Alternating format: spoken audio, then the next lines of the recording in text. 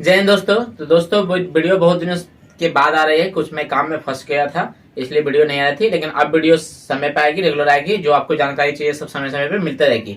तो चलिए दोस्तों, आज हम समझ लेते हैं पहले अप्रेंटिसों के बारे में, क्योंकि अप्रेंटिसों का मुद्दा जो है आप सबको पता है कि काफी समय से अप्रेंटिस का स्ट्राइक चल रहा है जगह जगह, लेकिन रोजगार अभी तक जोड़ा नहीं गया है। और लगभग लगभग अभी देखा जाए तो हर जगह से स्ट्राइक समाप्त हो चुका है। जितने भी सब्सिडी में आंदोलन हो रहा था सभी जगह से आंदोलन को उठा दिया गया है। किसी न किसी कारणवश हर जगह से आंदोलन समाप्त हो चुका है। आप सबको पता है कि बीसीसीएल में भी आंदोलन चल रहा था, एमसीएल में भी आंदोलन चल रहा था, सीसीएल में भी आंदोलन चल रहा था, ईसीएल में भी आंदोलन चल रहा था। हर जगह से आंदोलन को उठा दिया गया है। किसी न किसी कारणवश आंदोलन को उठा दिया गया है। आश्वासन दिया गया है प्रबंधन की तरफ से, लेकिन रोजगार से अभी तक जोड़ा नहीं गया है। समय दिया जाता है और किसी न किसी टाल मटोल के साथ प्रबंधन हमेशा बात को टाल देती है। लिखित देने के बावजूद भी प्रबंधन अभी तक रोजगार से किसी भी लड़कों को जोड़ी नहीं है।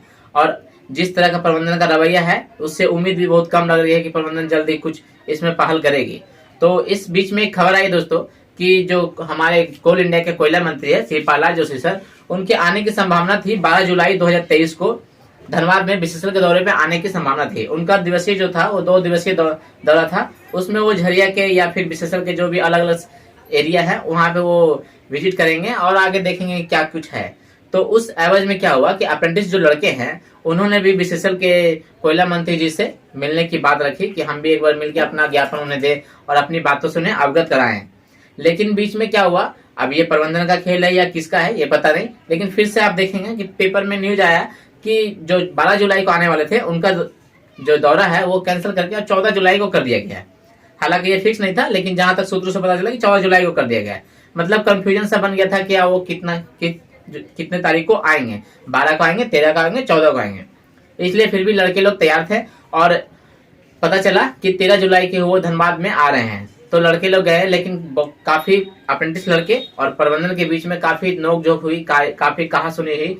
प्रबंधन की ओर से मिलने की इजाजत नहीं दी जा रही थी कि आप नहीं मिल सकते हैं ऐसे ही उनसे, लेकिन लड़के लोग भी डटे रहे और अंततः लास्ट में लड़के लोग ने किसी तरह करके कोयला मंत्री जी से मुलाकात की। मुलाकात करने के बाद कुछ अप्रेंटिस लड़के वहां गए, उनसे मिले, उनसे बात की है, उनसे कहा गया तो उनकी तरफ से भी आश्वासन दिया गया कि ठीक है मैं इन पे विचार करूंगा, जो भी उचित कार्रवाई है वो करूंगा, ये आश्वासन दिया गया है।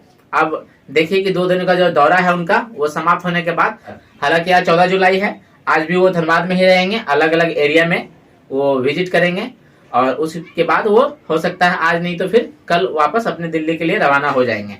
अब इस एवज में क्या है कि लड़कों का आस है कि अब तो कहीं से कुछ हो नहीं रहा है रोजगार के मामले में। शायद कोयला मंत्री जी कुछ उपाय करें और हो सकता है कि इसमें या एनआईटी में रूल बना दें। हो सकता है वो जाके वापस अपने दौरे खत्म करके वापस जब जाएं तो हो सकता है वो कुछ नियम बनाए और अप्रेंटिस लड़कों को रोजगार से जोड़ने का कोशिश करें।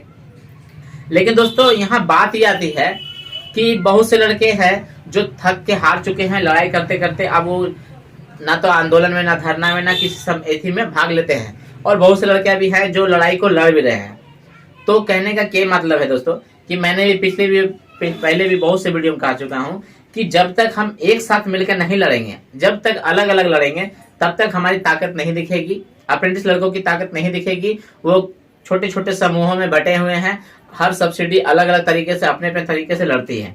जब तक सभी एक मंच पे नहीं आएंगे, एक साथ मिलकर नहीं लड़ेंगे, तब तक रोजगार मिलने की उम्मीद जो है वो बहुत कम हो जा रही है। अगर एक साथ लड़ेंगे तो हो सकता है एक साथ मिल के प्लानिंग करेंगे कि हमें क्या करना है, किन से मांग करना है, क्या कार्य करना है, आगे का जो भी है उस हिसाब से अगर एक साथ मिल के लड़े तो हो सकता है शायद उन्हें रोजगार से जोड़ा जाए अप्रेंटिसों को।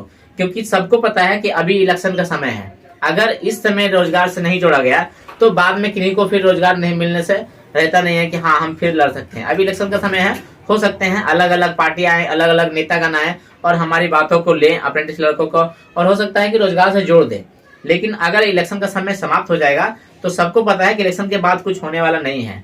तो जो लड़के अलग अलग सब्सिडी या अलग अलग टीम लीडर अलग अलग में बटे हैं, आप सभी एक साथ सोचें, आपस में मिलकर एक वार्ता करें, एक मीटिंग करें कि हाँ हमें एक साथ मिलकर लड़ना चाहिए कि नहीं लड़ना चाहिए। जब तक एक साथ नहीं आएंगे तब तक हमारी ताकत दिखेगी नहीं और रोजगार इसी तरह डिले पे डिले होते रहेगा। अभी तक एक भी लड़कों को जोड़ा नहीं गया है। हाँ, आश्वासन मिला है कि हम लड़कों को रोजगार से जोड़ेंगे, नई नई कंपनी आएगी उसमें जोड़ने का कोशिश करेंगे, लेकिन अभी तक जोड़ा नहीं गया है और प्रबंधन बार बार अपनी बातों से मुकर जाता है। तो क्या गारंटी है कि हो सकता है कि इस बार वो जोड़ेगी, हो सकता है इस बार भी प्रबंधन अपनी बातों से मुकर जाए और रोजगार से नहीं जोड़े। इसलिए सबको एक मंच पे आके अगर हम एक साथ अपनी बातों को उठाएं और प्रधानमंत्री तक बातों को पहुंचाएं तो हो सकता है हमें रोजगार मिले, क्योंकि अगर सेंट्रल लेवल का बात है, केंद्र तक बात नहीं जाएगी तो रोजगार नहीं मिलती है। दूसरा बात यह है दोस्तों कि स्टेट गवर्नमेंट में आप सबको पता है कि झारखंड में 75% स्थानीय नियोजन नीति चल रही है। उस हिसाब से स्थानीय लोगों को 75% लोगों को रोजगार मिलना चाहिए। उस बेसिस पे भी अप्रेंटिस लड़कों को बीएसएसएल में रोजगार नहीं मिल रहा है। सीसीएल भी झारखंड के अंदर आती है, सीसीएल में भी रोजगार नहीं मिल रहा है। हालांकि और सब सब्सिडी जो झारखंड के अंदर नहीं आती है, लेकिन अगर एक या दो सब्सिडी में भी लड़कों को रोजगार मिलते हैं तो अलग सब्सिडी वाले भी अपने स्टेट के जो वहां के आला अधिकारी या प्रबंधन से मांग कर सकते हैं कि जब एक स्टेट दे सकता तो आप क्यों नहीं दे सकते हैं। तो हो सकता है उन्हें रोजगार से जोड़ा जाए, लेकिन दोनों में से किसी भी बात पे रोजगार अभी तक जोड़ा नहीं गया है। एक भी अप्रेंटिस लड़कों को रोजगार से जोड़ा नहीं गया है। सरकार ने अप्रेंटिसशिप करा दी, ट्रेनिंग करा दी। इसमें एक सवाल उठता है कि बहुत से लड़के का जवाब आता है या कॉमेंट भी मैंने देखा है, कुछ अलग भी लड़के का कॉमेंट आता है या जवाब आता है कि हमारे द्वारा हमें क्या हुआ कि जब हम अप्रेंटिस की ट्रेनिंग कर रहे थे तो उस समय बॉन्ड भराया गया। तो दोस्तों ये बात समझ लीजिए कि पहले क्या होता था, जब अप्रेंटिस शुरुआत की गई तो उस समय क्या होता था कि बॉन्ड नहीं भराया जाता था। लेकिन जब प्रबंधन के पास ये न्यूज जाने लगा कि अप्रेंटिस लड़के रोजगार की मांग कर रहे हैं तो धीरे धीरे उन्होंने रूल को और सख्त करते गए, नियम कड़े बनाते गए हैं और एक बॉन्ड भी बनाया गया कि आप रोजगार नहीं मांग सकते हैं, आप नौकरी का दावा नहीं कर सकते हैं। ये बॉन्ड में लिखा गया कि आप नौकरी का दावा नहीं कर सकते हैं। तो कोई भी अप्रेंटिस लड़के हैं वो सरकारी नौकरी नहीं मांग रहे हैं। बॉन्ड के हिसाब से लड़के भी गैर कानूनी नहीं है, क्योंकि वो सरकारी नौकरी नहीं मांग रहे हैं। वो मांग रहे हैं हमें अपनी जीविका के लिए, हमने आपकी कंपनी से ट्रेनिंग किया है, हमें अपनी जीविका का साधन दीजिए। साधन में आप हमें जो आउटसोर्सिंग में आपकी कंपनी चल रहे हैं उसके अंदर आप अदर लड़कों को भी रख रहे हैं तो हमें भी रखिए कुछ परसेंट उसमें। जो पैसा उन्हें दे रहे हैं आप हमें भी दीजिए। एसपीसी रेट आप उन्हें भी दे रहे हैं तो आप हमें भी दीजिए। हालांकि आप देखेंगे पेपर में बहुत बार आ चुका है, मंत्री जी का भी बयान है कि एसपीसी रेट ये है, या फिर सबको पता है, या गूगल भी करके आप देख सकते हैं कि एचपीसी रेट कितना है, किस सब्सिडी में कहाँ पे कितना एचपीसी रेट है। तो वही लड़के भी मांग कर रहे हैं, अप्रेंटिस लड़के, कि आप हमें रोजगार से जोड़िए, क्योंकि आपने हमें अप्रेंटिसशिप की ट्रेनिंग कराए हैं। और जो भी इस क्षेत्र में कोल इंडिया में जितने भी अप्रेंटिस लड़के अप्रेंटिस किए हैं उनको दूसरी कंपनियां रखती नहीं है। कोई दूसरी कंपनी के पास अगर हम अप्रेंटिस सर्टिफिकेट लेके जाते हैं तो सीधा कहते हैं कि हमें इस अप्रेंटिस सर्टिफिकेट से कोई मतलब नहीं। अगर आप मेरे कंपनी में आ रहे हैं तो आप मेरे तरीके से आइए, हम अपना अलग ट्रेनिंग कराते हैं। अलग अलग कंपनियां अलग अलग ट्रेनिंग कराते हैं, यानी कहने का मतलब है कि आपका अप्रेंटिस का सर्टिफिकेट जो है वो बेकार हो गया, कंपनियां लेती नहीं है। अब आते हैं कि नियोजनालय में आप देखेंगे कि समय समय पे कैंपस आते रहते हैं। अलग अलग कंपनियां, बाहर की कंपनियां, कुछ लोकल भी होते हैं, कुछ बाहर की कंपनियां भी आती है और वो कैंपस करके जाती है। तो वो कंपनियां क्या करती है 10, 8,000, 10,000, 12,000 सैलरी देके काफी दूर दूर समय तक ले जाती है। वो भी रोजगार किस बेसिस पे देगी ये भी कंफर्म नहीं होता। वहां जाने के बाद अलग अलग कंपनी की डिमांड आती है। अब मान लीजिए अगर किसी को पेमेंट मिलता है 10,000 रुपया, अगर वो अपने शहर से बाहर जाते हैं, वहां पे उनका रूम रेंट है, खाने का है, तो वो काम क्या करेंगे, कितना कमा सकते हैं और कितना घर बेच सकते हैं। अगर आप बाहर भी ले जा रहे हैं तो हमें सैलरी तो कुछ ऐसे दीजिए। ऐसा तो नहीं है कि 8-10 हजार में खटाने का कोई रूल्स है। एचपीसी रेट आप दीजिए, जो कंपनी का रूल्स है, एक हाई स्किल लेवल का वर्कर का जो पेमेंट है आप वो दीजिए हमें, तो जरूर लड़के जाएंगे। लेकिन कंपनी ऐसे देती ही नहीं है। वो जानते हैं कि लड़के बहुत बेरोजगार हैं, हम इन्हें कम पेमेंट में ले जाएंगे तो भी इन्हें जाना पड़ेगा, इनकी मजबूरी है। आखिर ये भूखे मर रहे हैं, भूखे रह रहे हैं, तो कुछ ना कुछ करेंगे। ये मजबूरी, बल्कि मजबूरी का फायदा उठाती है कंपनियां, यानी कंपनियां भी अपनी मनमानी करती है। तो सरकार को भी इस विषय में सोचना चाहिए कि हम कंपनियों पे भी दबाव डालें कि आप जो रेट है, जो सरकारी नियम है, जो रूल्स है, जो गाइडलाइंस है, उस हिसाब से आप लड़कों को पेमेंट दें। अप्रेंटिस करने के बाद भी लड़के बेरोजगार हैं तो ऐसा स्किल का क्या फायदा। हमने अप्रेंटिस की है, सभी लड़के अप्रेंटिस करके स्किल हो चुके हैं, डबल स्किल है, आईटीआई भी किए हैं, डिप्लोमा भी, बीटेक भी और अप्रेंटिस भी किए हैं, उसके बाद भी वो घर में बैठे हैं, रोजगार नहीं मिल रहा, तो ये अप्रेंटिसशिप करने का फायदा क्या मिलेगा। इसलिए सरकार से भी उम्मीद करते हैं कि ये इसमें कुछ पहल करे जल्द से जल्द और अप्रेंटिस को रोजगार जोड़े। साथ ही साथ जितने अप्रेंटिस लड़के हैं उनसे यही कहना चाहता हूं कि आप एक साथ मिलकर एक मंच पे आए। जब तक अलग रहेंगे आप लड़ाई को जीत नहीं पाएंगे। आप कितना भी ट्राई कर लें, आप देख रहे हैं हर बार किसी न किसी कारण से रोजगार से नहीं जोड़ा जा रहा है। अगर एक मंच पे आएंगे तो लड़ाई को जीतने की कुछ संभावना होती है, और नहीं तो अगर आप आपस में रंजिश रखेंगे कि मैं उनके साथ नहीं मिलूंगा, वो मेरे साथ नहीं मिलेंगे, आपस में रंजिश रखेंगे, तो फिर रोजगार मिलने से रहा नहीं।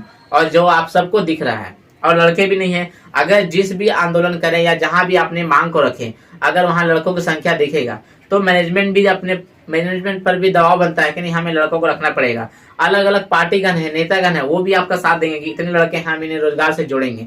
वो भी अपने वोट के एवज में हो सकता है आ जाए कि नहीं हम इतने लड़कों को रोजगार दिलाते, हो सकता है हमें वोट मिले। चाहे जिस कारण से हो, आपकी बात मिलेगी, आपको रोजगार मिलने के चांसेस बढ़ेंगे।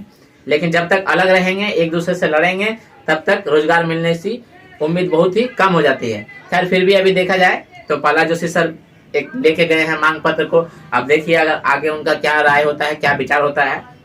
बहुत से लड़के ऐसे हैं जो अप्रेंटिस की लड़ाई लड़ रहे हैं, उनका भी बहुत बहुत धन्यवाद, क्योंकि वो लड़ाई को जारी रखे हैं। ऐसा नहीं है कि वो आराम कर रहे हैं, कंटिन्यू दौड़ रहे हैं, लड़ रहे हैं। हाँ, जीत मिले ना मिले ये तो समय पर डिपेंड करता है, लेकिन लड़ाई अगर हम लड़ते रहे तो एक उम्मीद रहती है। अगर हम नहीं लड़ेंगे तो उम्मीद भी समाप्त हो जाती है। तो लड़ाई को लड़ते रहना चाहिए, साथ ही साथ जितना हो सके सब एक दूसरे के साथ आपस में वार्ता करके मिल के लड़ाई लड़े तो ज्यादा बेटर रहेगा।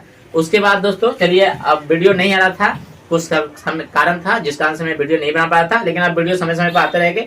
साथ ही साथ कोल इंडिया के भी कर्मचारी जो हैं उनके लिए भी बहुत सी न्यूज है जो मैं नहीं दे पाया। अब मैं उन सब न्यूज को आपको डिटेल्स में बता के दूंगा। हालांकि जो जेबीसीएसआई के 11 का वेतन था वो कोल इंडिया कर्मचारियों को मिल चुका है। अभी एक सवाल आ रहा है कि एरियर कितना मिलेगा, कब मिलेगा, क्या कुछ है, और भी बहुत से मुद्दे हैं जो मैं समय समय में वीडियो बना के आपको देते रहूंगा। आप चैनल पे बने रहें, सब्सक्राइब करके वीडियो को शेयर करें ताकि सबके पास जानकारी मिले।